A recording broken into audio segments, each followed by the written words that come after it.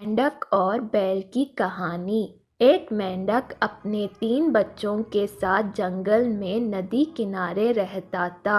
उन चारों की दुनिया जंगल और नदी तक ही सीमित थी। बाहरी दुनिया से उनका कोई वास्ता नहीं था। खाते पीते बड़े आराम और मज़े से उनका जीवन कट रहा था। मेंढक अष्टपुष्ट था। उसके बच्चों के लिए वह दुनिया का सबसे विशालकाय जीव था। वह रोज़ उन्हें अपनी बहादुरी के किस्से सुनाता और उनकी प्रशंसा पाकर फुला नहीं समता था। एक दिन मेंढक के तीनों बच्चे घूमते घूमते जंगल के पास स्थित एक गांव में पहुंच गए। वहां उनकी दृष्टि एक खेत में चरते हुए बैल पर पड़ी। इतना विशालकाय जीव उन्होंने पहले कभी नहीं देखा था। वे कुछ डरे, किंतु उसकी विशालकाय को देखते रहे। तभी बैल ने ऊंखार भरी और मेंढक के तीनों बच्चे डर के मारे उल्टे पांव भागते हुए अपने घर आ गए। बच्चों को डरा हुआ देखकर जब मेंढक ने कारण पूछा तो उन्होंने विस्तार पूर्वक बैल के बारे में बता दिया। इतना बड़ा जीव हमने आज तक पहले कभी नहीं देखा। हमें लगता है दुनिया का सबसे विशालकाय जीव आप नहीं, वह है।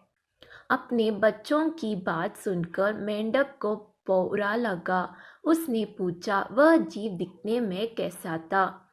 उसके 4 बड़े-बड़े पैर थे, एक लंबी सी पूंछ थी, 2 नुकीले सींगे थे। शरीर तो इतना बड़ा कि आपका शरीर उसके सामने कुछ भी नहीं, बच्चे बोले। यह सुनकर मेंढक के अहंकार को जबरदस्ती ठेस पहुंची। उसने जोर के सांस खींचकर और हवा भरकर अपना शरीर फुला लिया। फिर बच्चों से पूछा, क्या वह इतना बड़ा था? नहीं, इससे बहुत बड़ा, बच्चे बोले।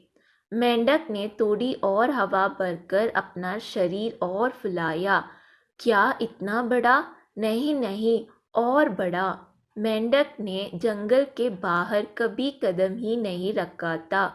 उसे बैल के आकार का अनुमान ही नहीं था, किंतु उसने मानो जिद पकड़ ली थी कि अपने बच्चों के सामने स्वयं को नीचा नहीं दिखाना है। वह जोर से सांस खींचकर ढेर सारी हवा अपने शरीर में भरने लगा।